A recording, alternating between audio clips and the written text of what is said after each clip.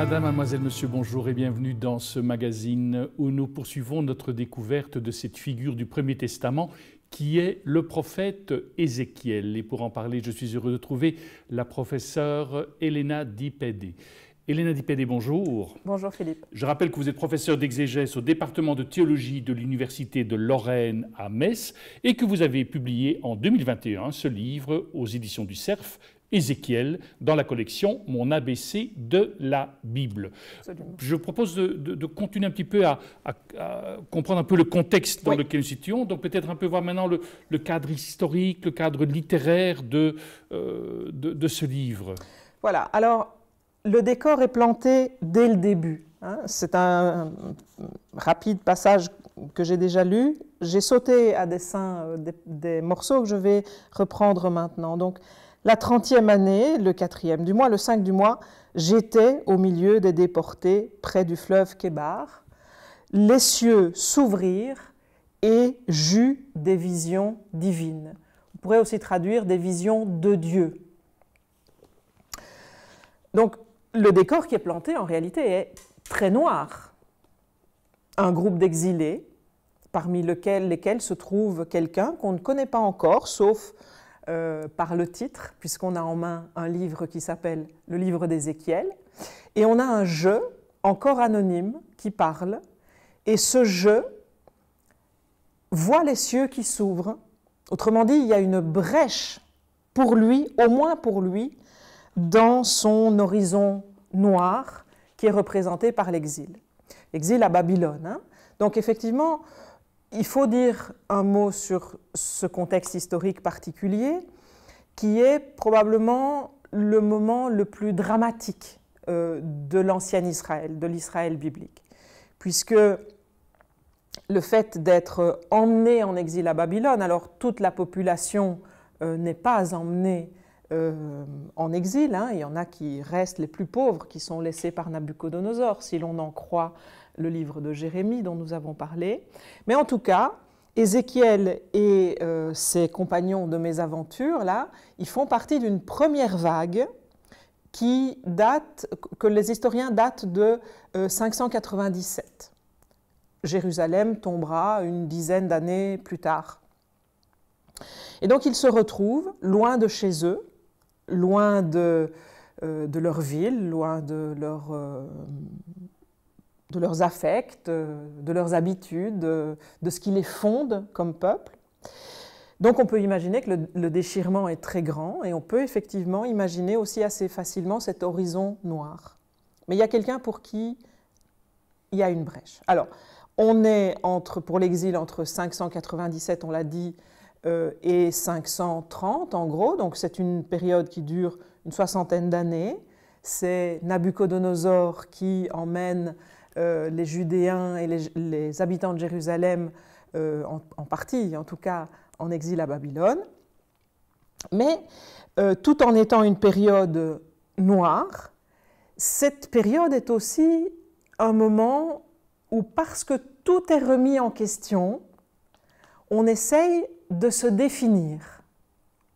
Quand on est loin de chez soi, quand on est chez soi, on n'a pas besoin de dire qui on est. Qu'est-ce qui fait qu'on est soi?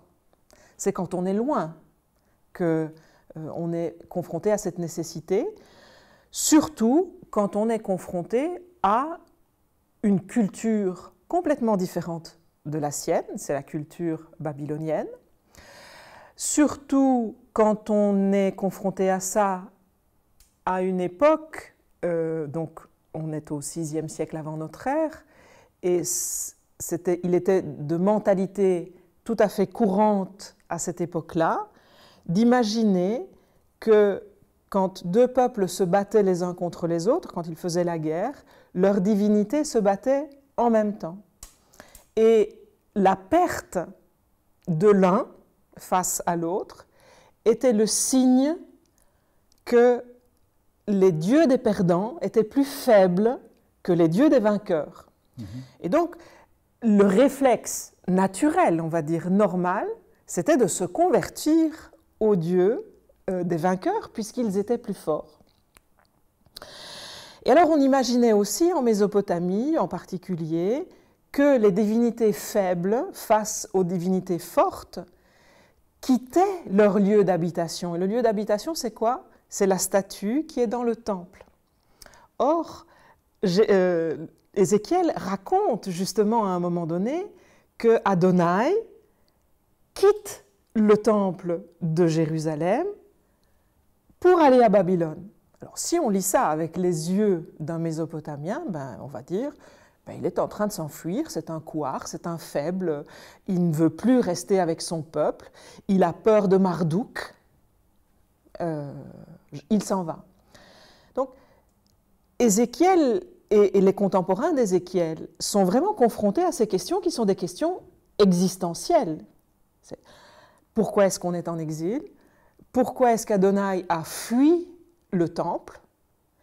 Qu'est-ce qu'on fait à Babylone? Est-ce qu'on se bat pour rester soi-même, au risque de s'enfermer sur soi? Est-ce qu'on s'ouvre au point de s'inculturer complètement au risque de se laisser aller complètement dans la culture de l'autre et de ne plus avoir d'identité propre? Eh bien, Ézéchiel, le livre d'Ézéchiel, en tout cas, est véritablement un élément de réussite dans ce sens-là, si je peux dire, puisqu'il a pris des éléments propres à la culture de Mésopotamie pour les retravailler, pour qu'ils deviennent quelque chose d'essentiel, qui redit l'essentiel de qui est Israël, même en exil. Et alors c'est comme ça qu'on va considérer que Ézéchiel va réécrire, va réinterpréter le Adonai qui quitte le temple. La gloire d'Adonai qui quitte le temple, elle ne quitte pas le temple parce qu'elle est faible. Adonai ne quitte pas parce qu'il est faible. Il quitte parce qu'il en a marre, il en a assez de toutes les abominations qui y sont accomplies. Et donc il s'en va, mais il ne s'en va pas n'importe où. Il accompagne les exilés, signe qu'il ne les abandonne pas non plus. Il y a un prophète parmi eux, ça va être un signe de reproche pour ses contemporains, mais si le prophète est là, c'est encore un signe que Adonai n'abandonne pas les siens. Et puis il y a un troisième élément qui est le signe que Adonai n'abandonne pas les siens, c'est que Joachim, le roi, qui est le roi légitime, on sait qu'à Jérusalem c'est Sédécias qui est sur le trône à ce moment-là, avec les Babyloniens, il y a celui qui pour Ézéchiel est le roi légitime, c'est Joachim. Si le roi est là, le roi aussi est un représentant d'Adonai pour son peuple. Et donc, malgré la crise, il y en a un là qui est capable de percevoir des signes de la présence d'Adonai malgré tout.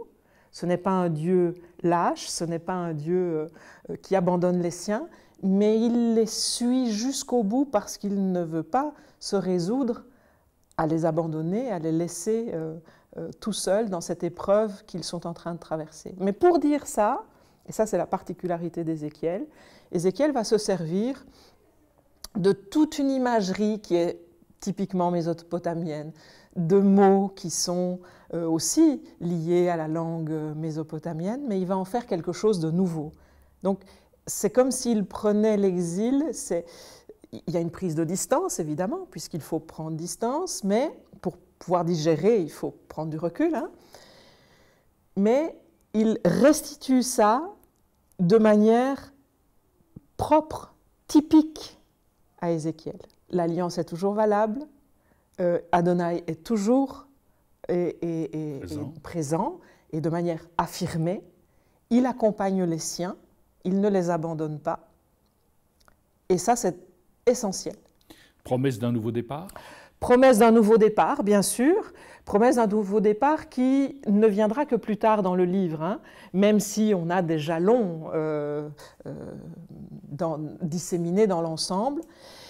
Mais au début, quand les cieux s'ouvrent, la première chose à faire, c'est d'essayer de comprendre pourquoi on est là. Qu'est-ce qui fait qu'on en est arrivé à cette situation où le drame est aussi représenté par un déchirement, puisqu'il y en a qui sont restés à Jérusalem, il y en a qui sont partis en exil. Donc ça veut dire aussi que le peuple de l'Alliance n'est plus unifié sur sa terre ou ailleurs, mais en tout cas, il n'est plus uni. Alors, évidemment, la séparation du peuple en deux royaumes, ça date de l'époque de Salomon dans le récit biblique. Mais enfin, ils sont quand même toujours dans leur terre. Ici, il y a un déchirement qui est physique, géographique, j'aurais envie de dire. Et ça, c'est aussi à la fois un enjeu. Enfin, il faut arriver à comprendre ça. Et ce n'est qu'en arrivant à comprendre ça, effectivement, qu'on peut saisir au cœur de la mort l'opportunité de rebondir et de recommencer à vivre.